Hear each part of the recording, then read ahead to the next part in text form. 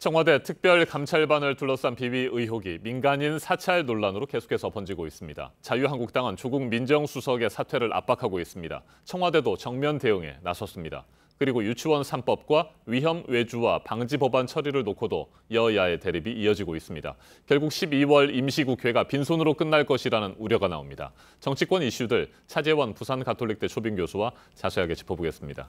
안녕하십니까? 안녕하세요. 네, 자유한국당이 계속해서 청와대 민간인 사찰 의혹을 제기하고 있습니다. 이번에는 사찰 대상이 서울창조경제혁신센터장이라는 주장인 거예요? 예, 어제 자유한국당이 폭로한 문건이 하나 있습니다. 네. 이것은 지난해 11월 23일 날 작성이 됐는데요. 김태호 전 수사관이 청와대 근무하던 시절인 지난해 7월부터 11월 사이에 네. 김태호 수사관이 생산한 첩보 중에서 다른 기관을 이첩한 14건의 목록이 담겨 있는 겁니다. 그 중에 한 건이 바로 말씀하신 이 전 서울창조경제혁신센터장과 관련된 내용인데, 이 전 센터장이 문제는 민간이라는 것입니다. 네. 그렇기 때문에 자유한국당 입장에서는 청와대가 민간인에 해당되는 전 센터장에 관련된 첩보를 대금에 이첩한 것 자체가 바로 민간인 사찰을 입증하는 것이라고 주장을 네. 하는 것이죠. 특히 지금 청와대가 이 민간인과 관련된 내용을 이렇게 이첩한 것 자체가 적폐청산 수사를 독려하기 위해서 청와대가 조직적으로 개입한 것이라고 이렇게 주장을 하고 있는 것입니다. 네, 더욱이 해당 문건에 이인걸 특별감찰반장이 서명을 했기 때문에 네. 더더욱이 민간인 사찰이다 이렇게 주장을 하고 있는 거고요. 자유한국당이 이에 대해서 청와대는 사실이 아니라고 반박하고 있는데 어떻게 보십니까? 청와대 입장에서는 이첩한 것은 맞다. 네. 범죄 정보가 있어서 이첩한 건 맞지만 그러니까 이 전 센터장 자체가 민간인이라서 감찰 대상이 아니었기 때문에 이첩한 것이다.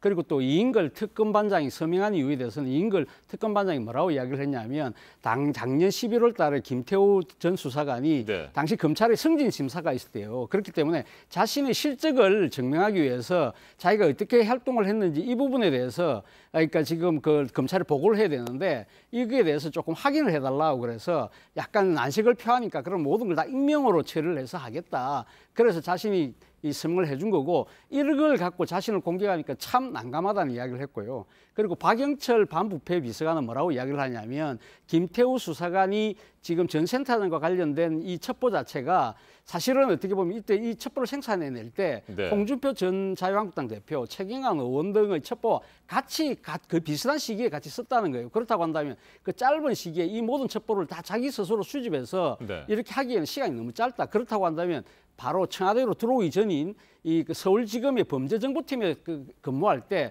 수집한 정보를 갖고 있다가 청와대 들어와서 한꺼번에 낸 거 아니냐. 그렇다고 한다면 청와대 특감반으로서 재직할 당시에 민간 사찰과는 거리가 있다고 지금 청와대는 주장을 하고 있습니다. 네, 그러니까 김태우 수사관의 개인 일탈이다. 그렇죠. 이렇게 보는 것이 청와대의 현재 입장입니다. 그렇죠. 네, 자, 이 같은 상황에서 자유한국당은 계속해서 조국 민정수석의 사퇴를 요구하고 또 특별검찰, 특검도 주장을 하고 있습니다. 이에 대해서 더불어민주당은 받을 수 없다는 상황인 거고요. 그렇죠. 자유한국당 입장에서는 어떻게 보면 능쿨지 호박이 굴러 들어온 그런 상황 아니겠습니까? 네. 지금 자유한국당 입장에서는 이 사안 자체가 어떻게 보면 문재인 정부가 갖고 있는 여러 가지 위선적 모습들을 보여주고 또 도덕적으로 상당히 치명타가 될 수 있다고 보는 것이죠. 그러니까 지금 전 정권이 했던 여러 가지 블랙리스트라든지 민간인 사찰과 관련된 여러 가지 부분에 대해서 적폐로 몰아가면서 수사를 하고 있지만 본인들이 정작 지금 민간인 사찰하고 있는 것이 아니냐. 그렇기 때문에 나경원 원내대표 같은 경우는 사찰 DNA에다가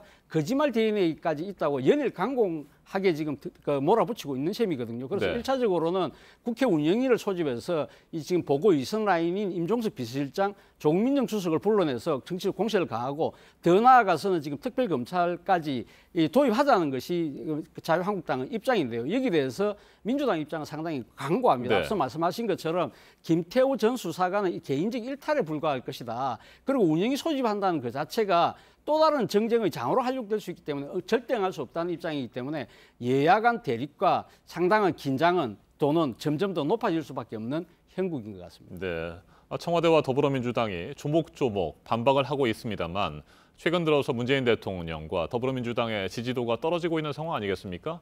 여러 가지 상황들을 고려해 볼 때 난감한 상황임은 틀림없는 것 같습니다. 난감한 상황이면 분명해 보이지만 청와대의 의지는 또 이에 비해서 네. 상당히 강고한 것 같습니다. 어제 이 조국 민정수석이 자신의 소셜 미디어에다가 하나의 사진을 올렸어요. 자신이 지난해 5월달에 민정수석이 발탁됐을 때 이 상당히 자신 신경을 담은 글귀인데 그 내용이 이거거든요. 네. 여기저기서 두들겨 맞겠지만 맞으면서 가겠습니다는 의지로 그 뜻인데 그 문구와 함께 이 미국의 록 가수 노 서렌더라는 노래까지 링크를 했어요. 네. 노 서렌더가 항복하지 않겠다는 뜻이거든요. 그렇다고 한다면 조국 민정수석 입장에서는 자신의 관리 감독 책임하에 있는 여러 가지 이 민정수석의 의혹들이 나오고 있지만 이거와 굴하지 않고 그대로 정면으로 가겠다는 것이 그 입장을 분명히 밝히고 있는 것이고 또 문재인 대통령도 조국 수석에 대해서 얼마 전에 재신임을 공개적으로 천명하지 않았습니까? 그렇다고 한다면 아마 청와대 입장에서는 어떤 이 야권에서 상당히 그 정치 공세를 한다 하더라도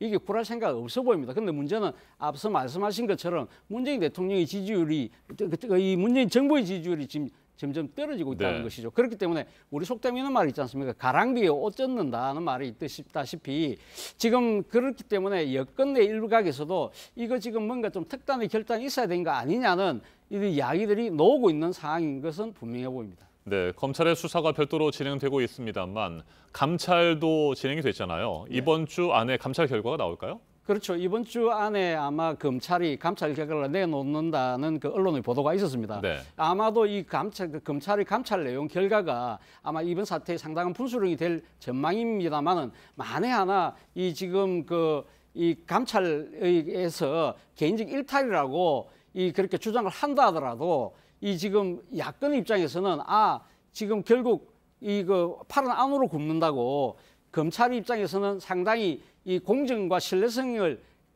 지금 배제한 채 네. 정권의 눈치만 보고 감찰 결과를 내놨다는 아마 주장을 할 가능성이 상당히 높습니다. 그렇기 때문에 이 부분은 감찰 결과가 나온다 하더라도 계속적으로 야권 입장에서는 정치적 공세를 이어갈 것으로 보입니다. 자, 이 같은 상황에서 12월 임시국회도 빈손으로 끝날 것이다. 이런 우려가 점점 현실화되는 분위기입니다. 오는 27일 마지막 본회의가 있습니다만 유치원 3법 그리고 위험 외주화 방지 법안 이것을 놓고 여야의 의견차가 여전히 계속되고 있는 상황이에요. 그렇죠. 여야의 대립 자체가 점점 더 격화되고 있는 것 네. 같습니다. 특히 유치원 3법 같은 경우에는 지금 민주당에서 지금 유치원 3법이 담으려고 했던 것이 사립 유치원의 회계 관리 시스템을 국가 회계 관리 시스템, 즉 에듀파인에 지금 일괄 통합해서 관리하자는 네. 입장 아닙니까? 이 이야기를 놓고 상당히 여야가 지금 격하게 대치하고 있는 상황에서 교육부가 최근에 시행령을 입법에 예고했어요. 그러니까 지금 에듀파인을 의무화하는 그러니까 시행령을 입법 예고를 했다는 겁니다. 네. 여기에 대해서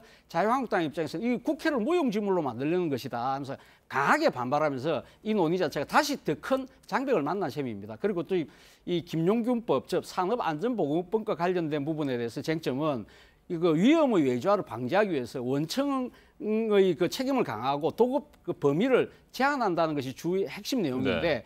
재계에서는 이것이 기업의 부담이 커지고 또 상당히 처벌이 무한정될 수 있다. 이것은 결국 국가 경쟁력을 약화시킬 수 있다고 주장을 하는데 네. 여기 지금 자유한국당이 상당히 가시하고 있는 입장입니다. 그렇기 때문에 지금 이 여야의 의견 차이가 네.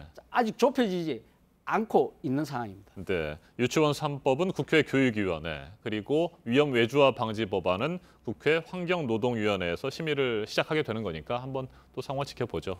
네, 여기까지 듣겠습니다. 차재원 교수님 말씀 잘 들었습니다.